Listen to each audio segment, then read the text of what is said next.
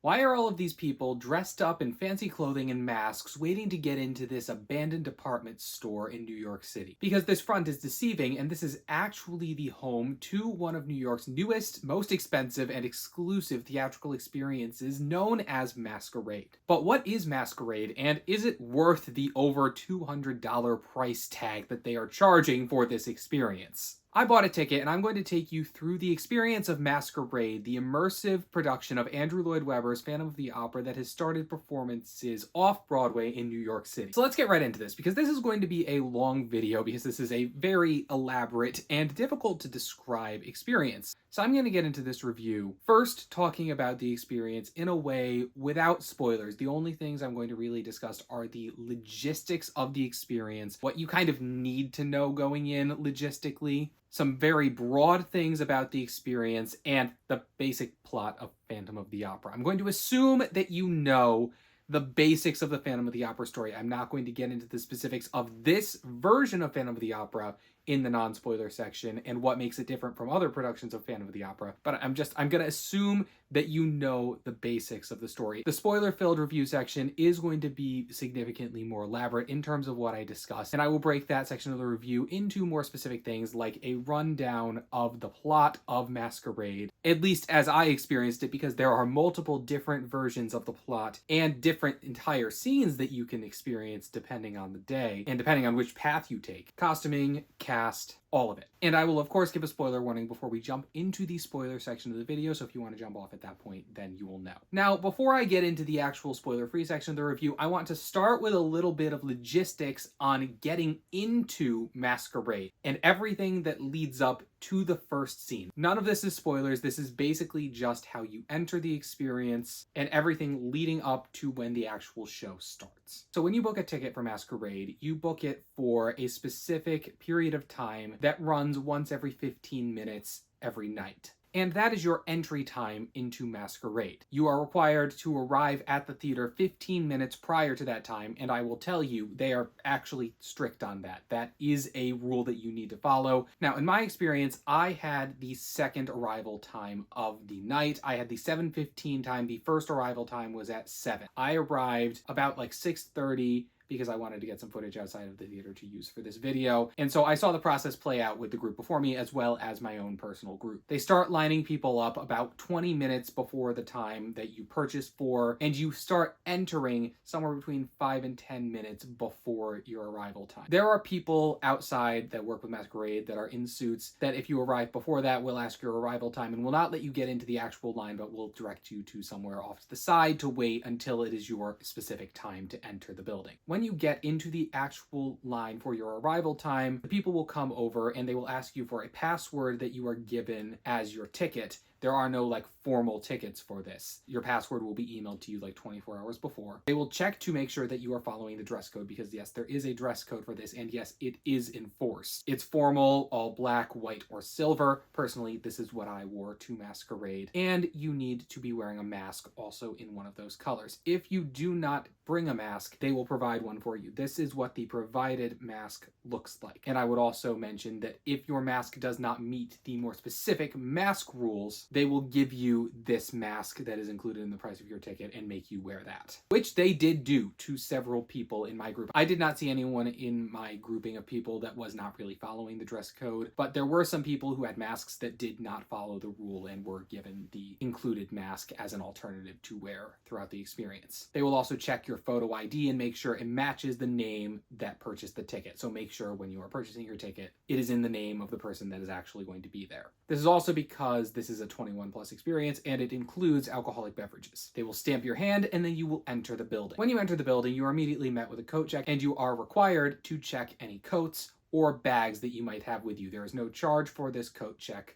but it is something to be aware of, and I will say you do not want to have bags with you for this experience. There's also a bathroom to use, and they highly recommend you use it, and I personally would highly recommend that you use it. This is a 2-hour-long experience with no intermission, and there's really no stopping place that you could even find a bathroom if there was one available. That said, there are always ushers around that you can ask if you do absolutely need one. And then just prior to starting the experience, they will have you in a holding area where one of the Phantom's helpers, essentially the ushers for the evening, will explain to you some of the ground rules of the experience, which are basically that there will be a group of people in suits wearing versions of this mask but white are going to be around. You need to follow their instructions on where they tell you to go, if you need to move, if you need to sit somewhere. You have to follow whatever they say, and then they will lead you up the stairs to the first scene. Gonna halt there, and now we're gonna get into the spoiler-free review. I will go through a more detailed walkthrough of the rest of the experience that actually involves spoilers when we get into the spoiler section. We're now getting into the spoiler-free review. The best way to describe Masquerade is it is one part musical, one part the most expensive haunted house that you will ever experience, and one part theme park queue. And I will say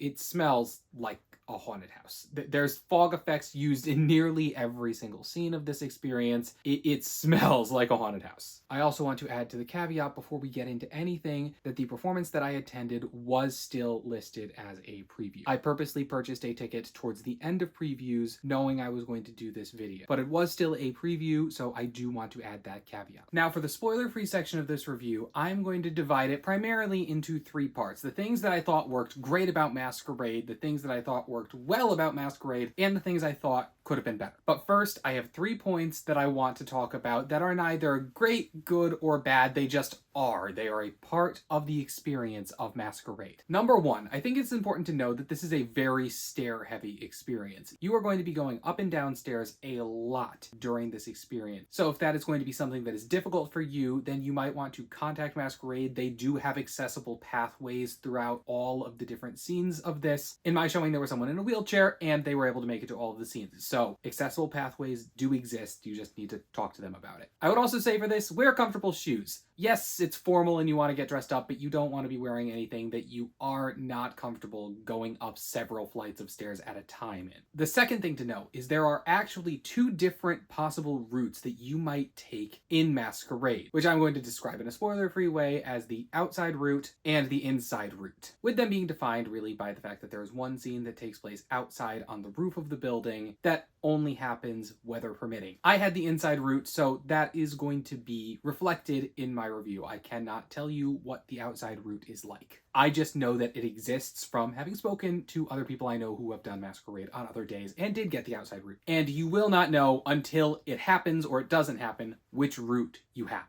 And finally, number 3, something that I think you need to know, especially if you are a pre-existing fan of Phantom of the Opera, is that the weight given to different characters is different in this production. The script of Andrew Lloyd Webber's Phantom of the Opera has been altered for this production. All of the big moments are still there, but the perspective has shifted, and which characters get more time on stage, so to speak, immersive productions, so stage is kind of a relative term, is different in this production. Now, for this spoiler-free section, I am not going to tell you how characters have bigger or smaller roles. I am just going to tell you which characters have bigger or smaller roles within this production. For example, this production is much more Phantom-centric than the Broadway production, where the Phantom was more felt than seen a lot of the time. In this, he is in practically every single scene. But on the other hand of that spectrum, the character of Meg has had her role drastically reduced to something barely more than any other ensemble member. And essentially anyone who isn't the Phantom or Christine has a somewhat smaller role in this production than they would have in the Broadway production, although no one else to the extent of Meg. Now, let's talk about what was great of Masquerade, and I'm going to say most of it. I absolutely loved Masquerade. I thought it was an incredible experience from beginning to end that fully transported you into this world and made you just so close to everyone. You are closer to the actors in Masquerade for essentially every scene than you would be even if you were sitting in the front row of the Broadway production. They're brushing up against you at times. They're asking you to dance with them. They are right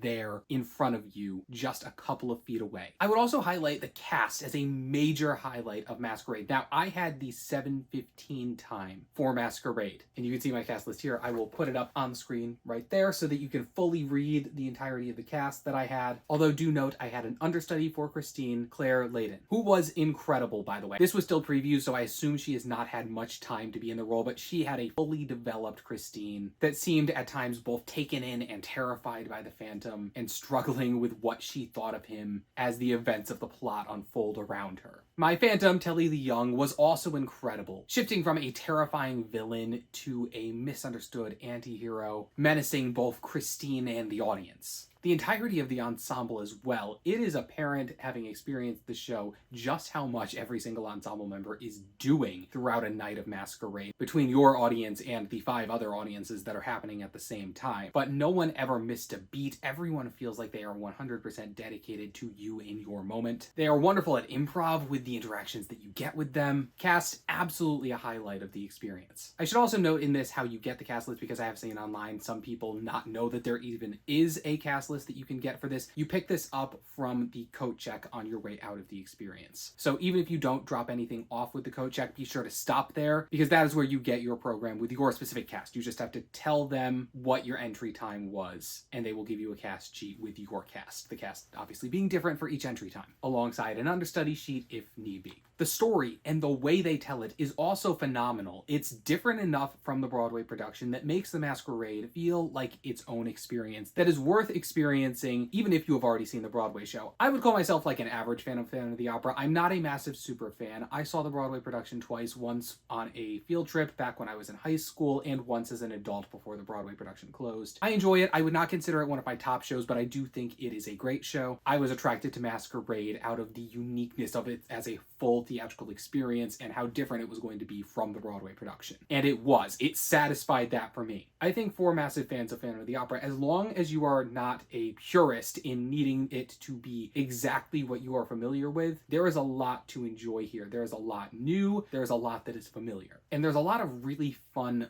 lore to this that obviously I'm not going to get into as this is the spoiler-free section, that is incredibly fun to explore both in and out of the production. I wish that the ticket cost wasn't what it was, because I would love to do this again and be able to explore different parts of the sets and interact with different characters than I was able to, because there's no way that you're going to be able to experience everything in one run through of the Masquerade. And a great portion of the sets are also phenomenal and do their best to match the Broadway production in terms of spectacle, given the smaller space that they exist in. As should be expected, no individual scene in this production matches the massive stage size that Phantom played on in the Majestic Theater on Broadway. That's just not a realistic expectation for an immersive production. But these are incredibly elaborate sets. There are several really incredible spectacle moments in this production that make you understand why they transferred this specific piece into an immersive production and why it works, and it really does work. And I think the last thing I need to say about what works amazingly about this production is the logistics of it. You will leave this show amazed at the fact that they are able to accomplish this as you begin to figure out the layout of the building and how close everything really is to each other. And even if you are not paying that close attention to that, it is incredibly obvious how complicated of an endeavor this was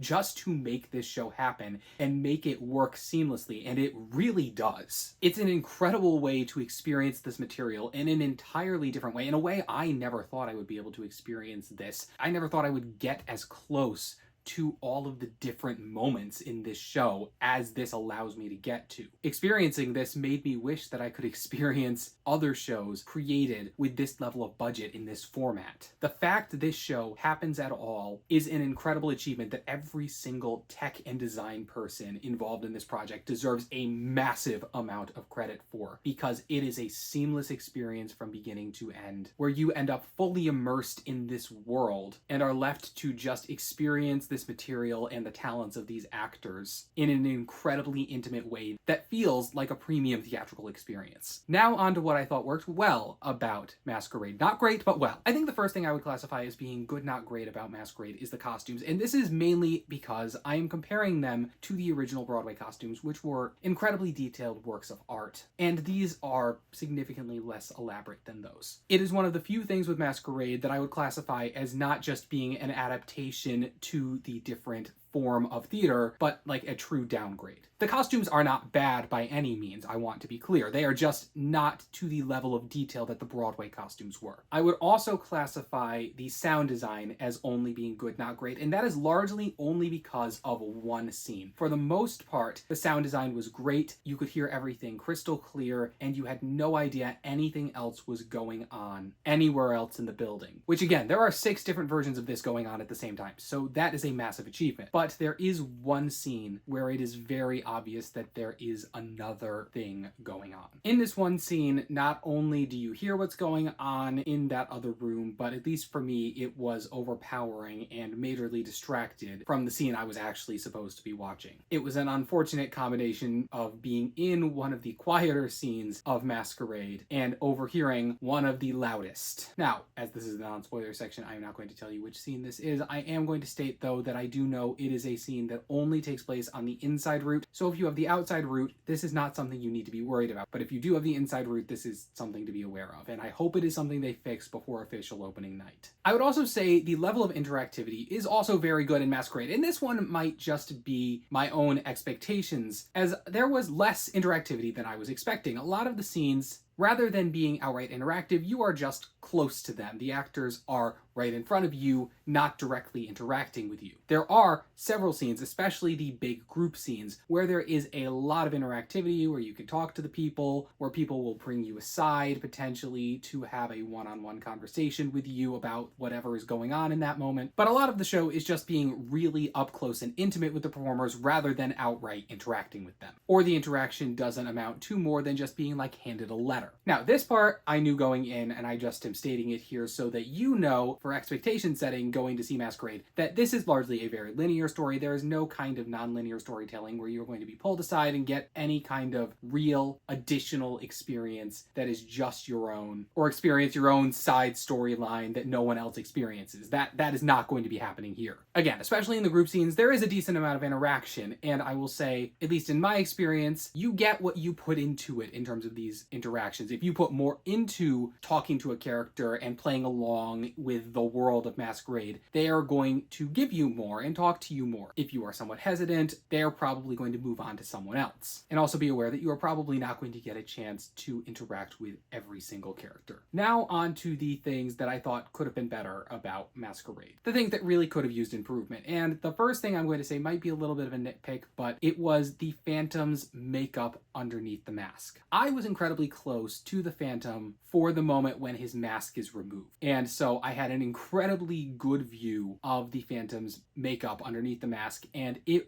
was less than great. I could see a very clear crack between the prosthetic and the actor playing the Phantom's face, and it almost seemed like the prosthetic was falling off. And it was definitely something that I noticed. Again, I will say this is largely something I noticed because where I was standing for this scene, I was like maybe 3 feet away at maximum from the Phantom, but at the same time, I assume someone is going to be standing in that same spot I was every single night, so it is something that people are likely to notice on an ongoing basis if they are that close during that scene. If you're further away, I don't know if you will notice this, but it is something I noticed because I was that close for that moment. And the last thing I would say could have been better for Masquerade is some of the sets. Now, you will know I said that most of the sets were an absolute highlight of this experience, fully transported you into the world, and were elaborately designed. But there are a couple of sets that are more bare. Rooms that only have like a single prop that you're just supposed to look at and the rest of the room is entirely empty or just has seating. Some that have really nothing more in them than just black walls. Again, the majority of the sets are incredibly detailed, but there are a few rooms that are not up to that same standard, so it is worth mentioning that not the entirety of the sets are a standout. There are a couple that stand out for their lack of detail. But overall, my criticisms are relatively minor and did not affect my experience enjoying this show in the slightest. I loved this. Do I think it is likely to change your opinion on the musical itself? No,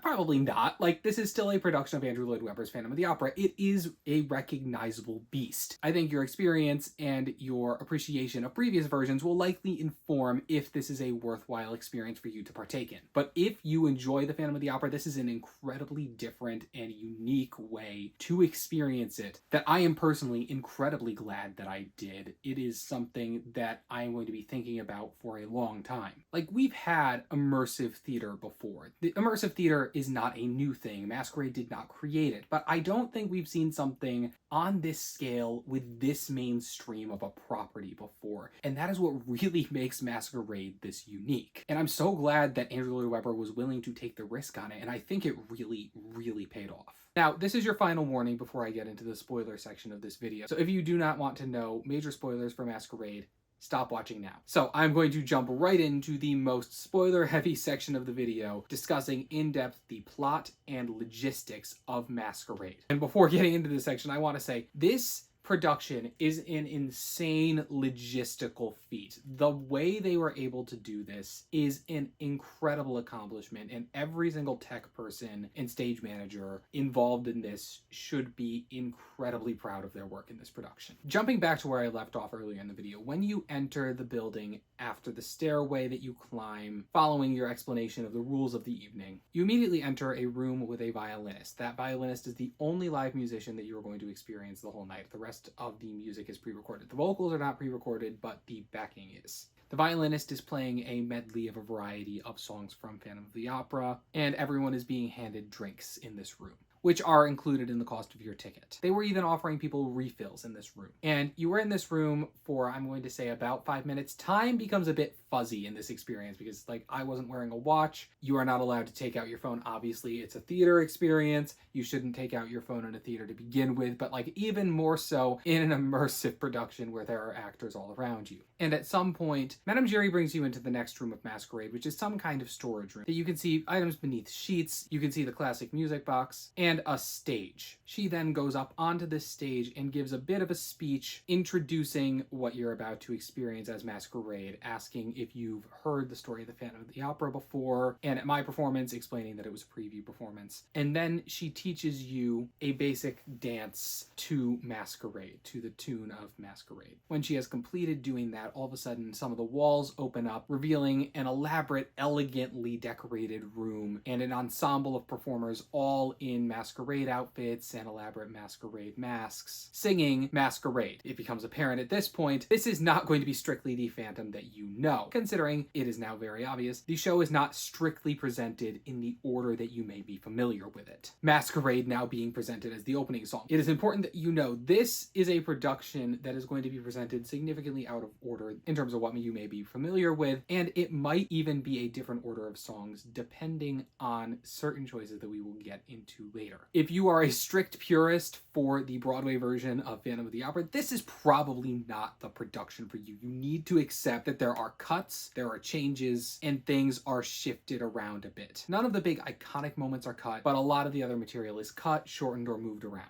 As Masquerade is being sung, you are walking into this room that is elaborately decorated, that is a long rectangle with a central circular platform as the Masquerade performers are singing and dancing as you are walking around. This might sound confusing, but I promise you the way that you are being directed, it is not. There were no moments in this production where I felt at all confused as to where I was supposed to be or if I was not supposed to be in a place. Eventually, they will get the entirety of the group situated in a place where you are watching the central circular platform as the rest of the song takes place. Some people will dance specifically with the actors, other people will just dance as a group. This is essentially your intro scene to the rest of the experience, getting you used to the kind of interaction that's going to be happening for the rest of the show and being moved around a bit. This scene is then followed by the overture, which I'm not going to spoil exactly how that transition between these two things happens. There are some moments I'm going to keep so that you experience them in the theater, even in this spoilery section.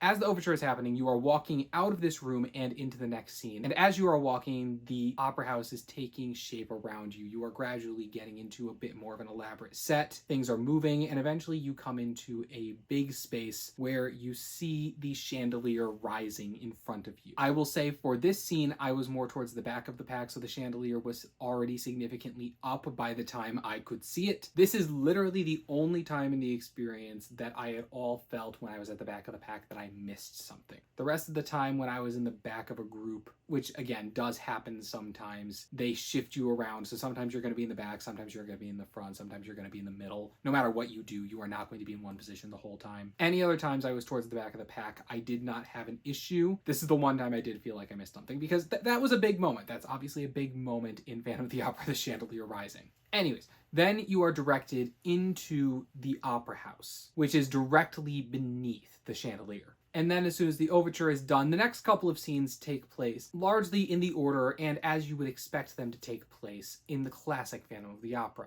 Carlotta arrives, we see a bit of the opera happening around us, on stages above and to the side. Sandbags begin to fall, Christine takes over the role, all of that happens. With a lot of interaction with the characters happening in this scene. This is one of the more interactive scenes in the show. A lot of the audience will be handed out flowers to throw at Christine after her debut performance. A lot of Masquerade, you are just watching and the characters are not directly interacting with you, even if they are like 2 feet in front of you. I would honestly say there was less interaction in Masquerade than I was expecting with this being advertised as an immersive experience. You are incredibly close to the actors, but in a lot of the scenes you are not actually directly interacting with them. This was not that. This is a scene where you are going to be able to talk to a lot of the characters. I had a whole extensive conversation with Raoul in this scene. You are in this scene right through the mirror scene that leads into the title song, which is staged cleverly, although nowhere near as elaborately as in the classic Broadway production. A lot of the spectacle moments in this show are very impressive, the chandelier being one of those, but there are a couple of moments in this show that are smaller than they have been in the Broadway production that preceded it. And this is one of those. Eventually, the Phantom convinces Christine to follow him to her lair. Cue the start of the title song. As the song is beginning, you are directed out of this room, through a hallway, and down an escalator. Yes, an escalator. Is that a little weird? Maybe. Just forget about it. Just, you need to accept that there are escalators involved in this experience. There are stairs and there are escalators.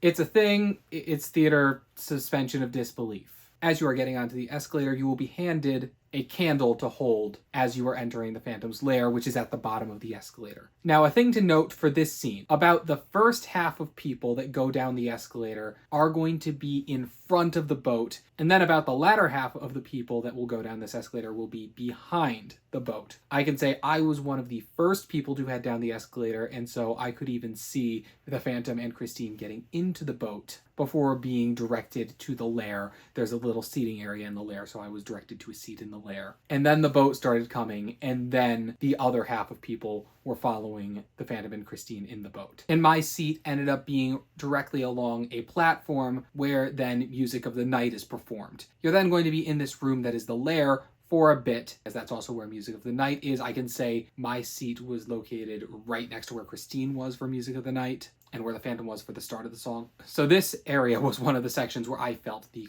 closest to the action of the night, and I loved the way that they staged all of this. Following this, you will be told that we are about to venture deeper into the Phantom's lair and be shown things that you have never seen before. This is where we first start to break with the classic Phantom of the Opera story and see things that have not been included in prior versions of Phantom of the Opera. You'll be taken down the stairs in 2 groups, one just led by the ushers, one led by Madame Giry. I was in the group led by Madame Giry, where we were held in this first part of the Phantom's lair for an extra minute. I assume this is a logistical thing, because not everyone can be heading down the stairs at the same moment. And she spent this extra time advising us on how to safely navigate through these catacombs that are the Phantom's lair, and how to protect ourselves if we need protecting. Eventually then, we ventured down into these catacombs. And I will be honest, these next two scenes are probably what I would consider some of the weaker aspects of Masquerade. One of the two scenes, you enter into a room where Christine is on a bed,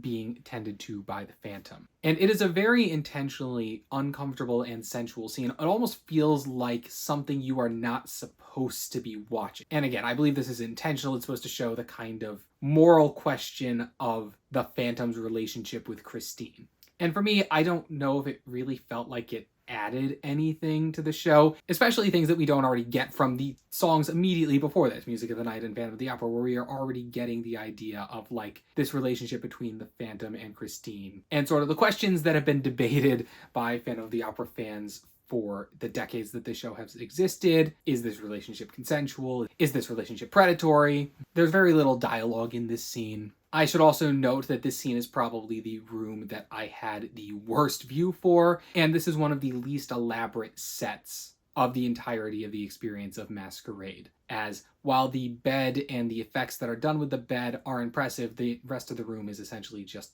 solid black color walls and a series of seats. There is another scene in these catacombs where you watch essentially the Phantom have a puppet dance with the Mirror Bride, which once again is very intentionally uncomfortable, with this dance especially sort of hinting at the Phantom's past, something that will become incredibly apparent as we get into the rest of the show.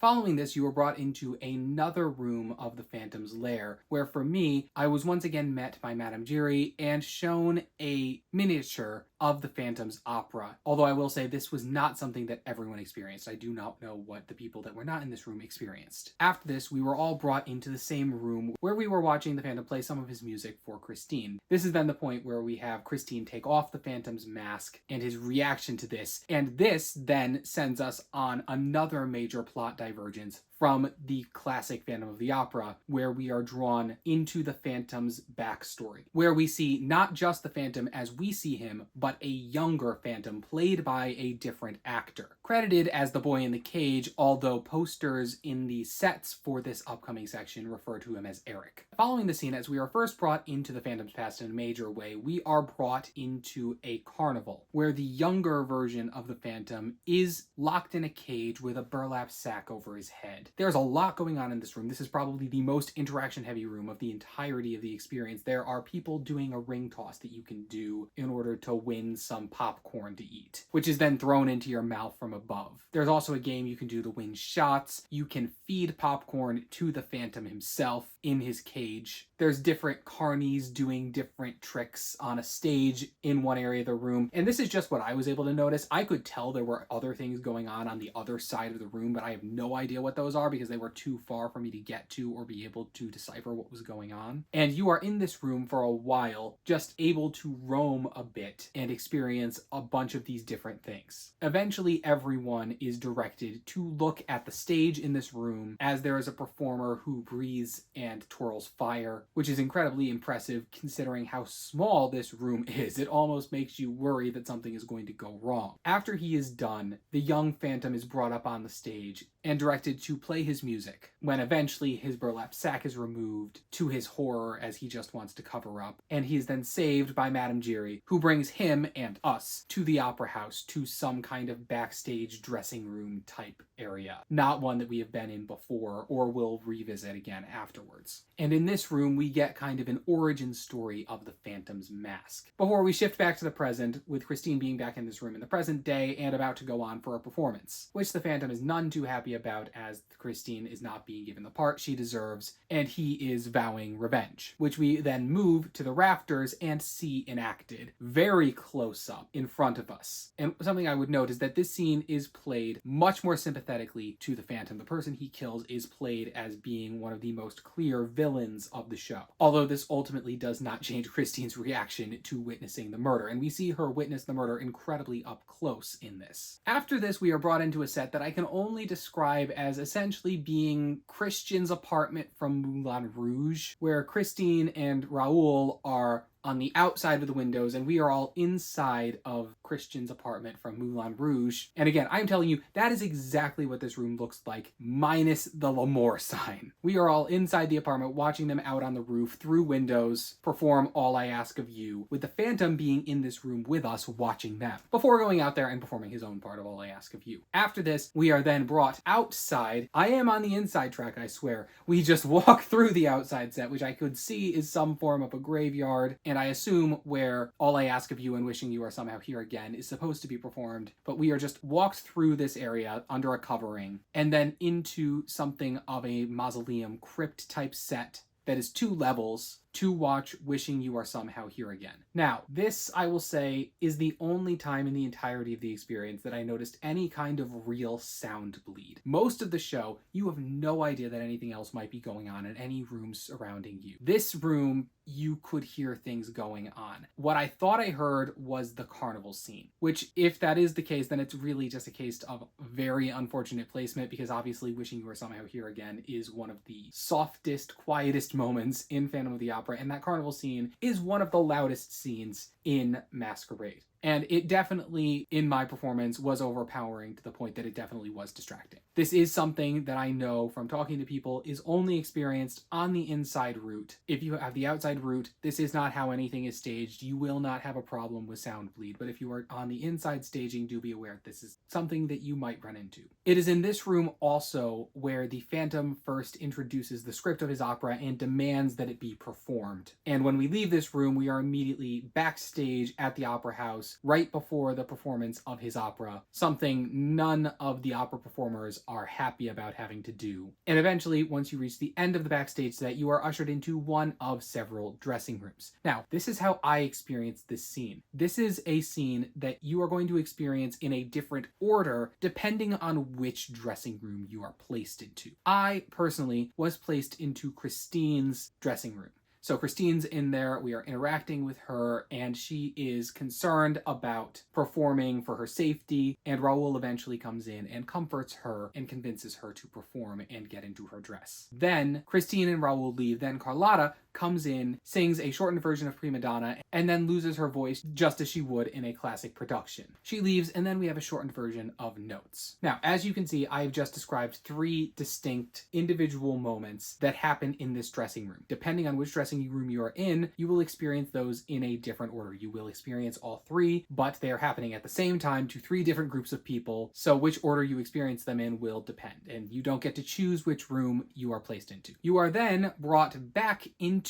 the Opera House set with the chandelier from the very beginning of the show to watch the Phantom's opera. I would also note at this point that at least on my track, I never noticed them killing Bianchi, so assumably he survives in this, or if they did kill him, it wasn't something that I saw from Christine's dressing room to the Opera House set. There's just a line the Phantom has about him having an understudy, and then, malicious laugh. We watch that there, we watch Point of No Return, and this is actually where the chandelier crash happens. That at the climax of this scene, as people are confronting the Phantom and trying to break him and Christine up, he causes the chandelier to come crashing down while you are incredibly close to it. You are still in this Opera House set that is incredibly small and dominated by this massive chandelier prop. It is incredibly impressive as you are so close to it. Following this, we are rushed into the Phantom's Lair, which is not the Phantom's Lair set from earlier, any of them, but rather it is the redressed room that Masquerade was performed in well earlier in the night. Now no longer elaborately decorated and filled with askew candles and candelabras. And here we see, to my knowledge, the unaltered final lair scene for the most part, with the exception being that Raoul is not tied up to a wall, but rather appears from a white void with his arms and legs tied up to ropes that go off into that white void. It almost looks like something you would expect for the staging of Jesus from Jesus Christ Superstar, to reference another Andrew Lloyd Webber show, during the whipping scene, with the Phantom having a lever to make these ropes tighter if Christine attempts to release him.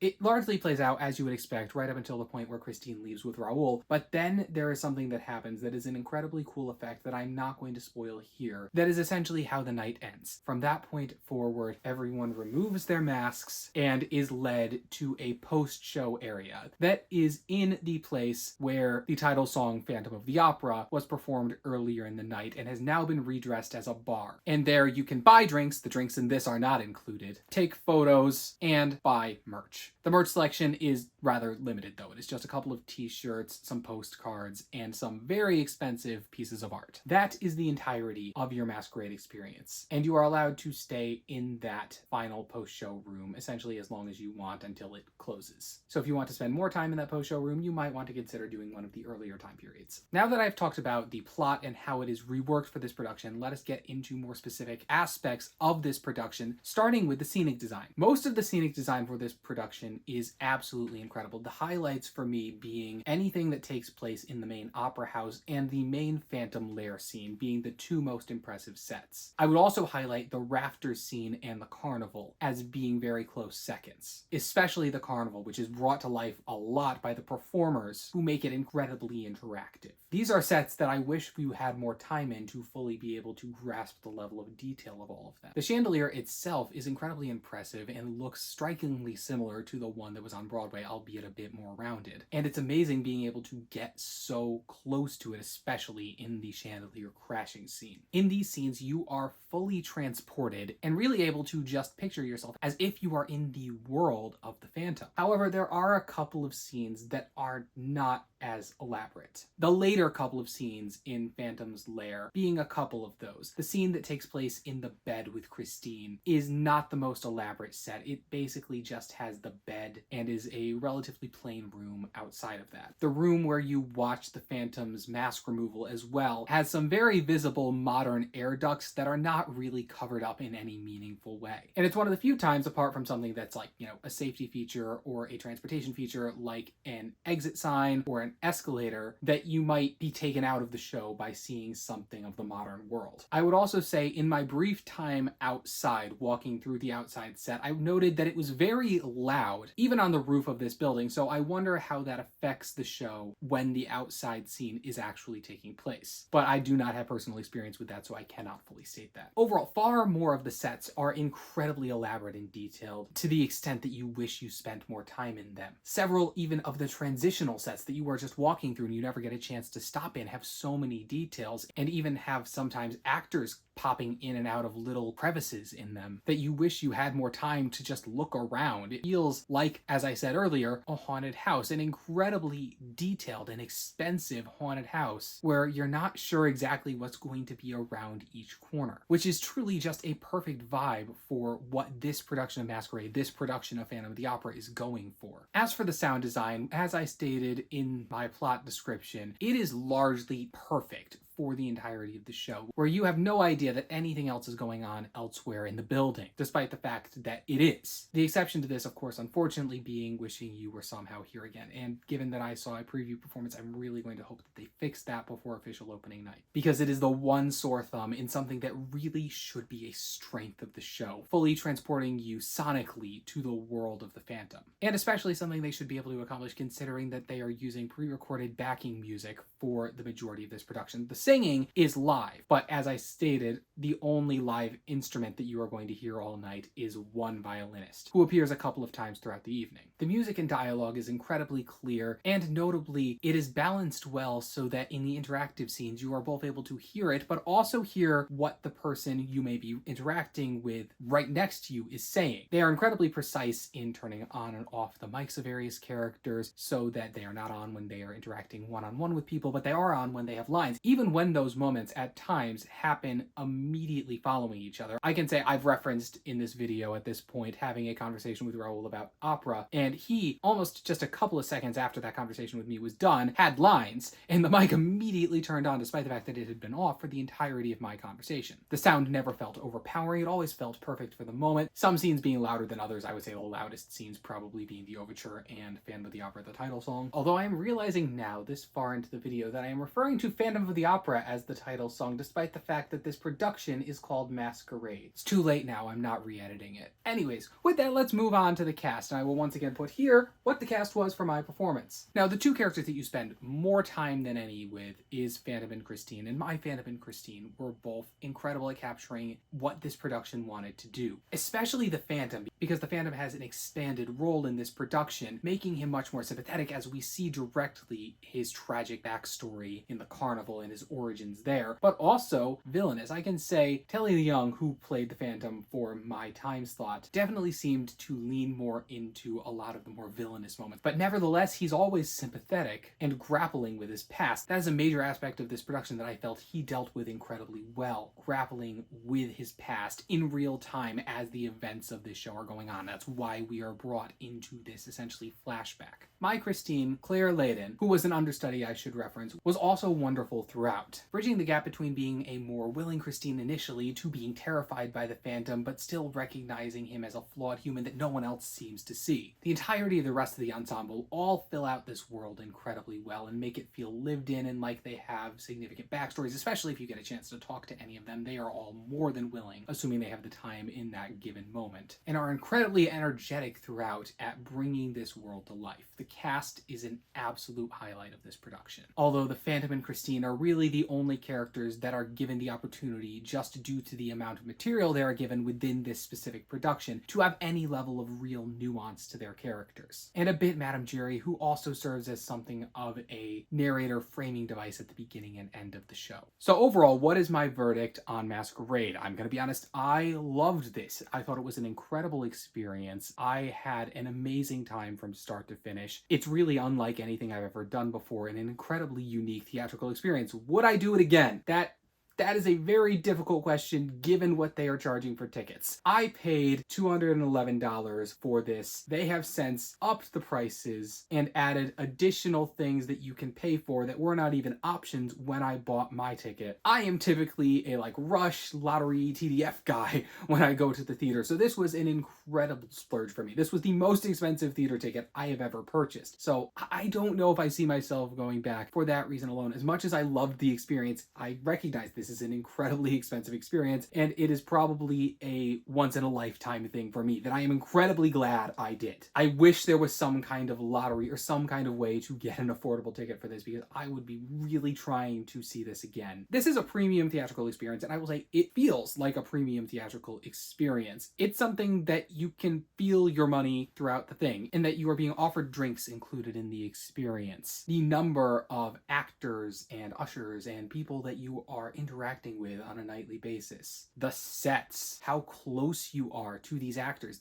There's not another theatrical experience where you are going to be able to be this close to these actors with such regularity throughout the entirety of the experience. Especially for, as I've said earlier, this mainstream of a production. If we think of immersive theater, it is typically not things that are so-called name shows that a general person outside of a more theater-following niche might know. Sleep No More, Life and Trust, Here Lies Love, those kinds of things. This feels different and extra, and was definitely something that I felt was worth the experience. I don't think it's perfect. I do think there are aspects of this production that can be criticized, but I don't think that negates the fact that this is an amazing experience. And if my experience in this show, and just lining up for the show beforehand, is any indication, Masquerade is creating this level of intrigue, this level of mystery that is drawing people to it. It's what drew me to it before it even opened, because I just wanted to know what was going on in that building, in that nondescript art shop that holds this incredible theatrical experience. And I think that's something that's even just pulling in people off of the street. As I was standing and waiting to be let into Masquerade, I can't tell you how many people just randomly came up to me dressed like this and asked me, "What are you all doing here? What is this? And how do I get a ticket?" And that is the ultimate attraction here. It is something that, even as I have described it for as long as I have right now, is truly not something that can be adequately described without experiencing it. It's as mysterious as the Phantom himself is, and it provides that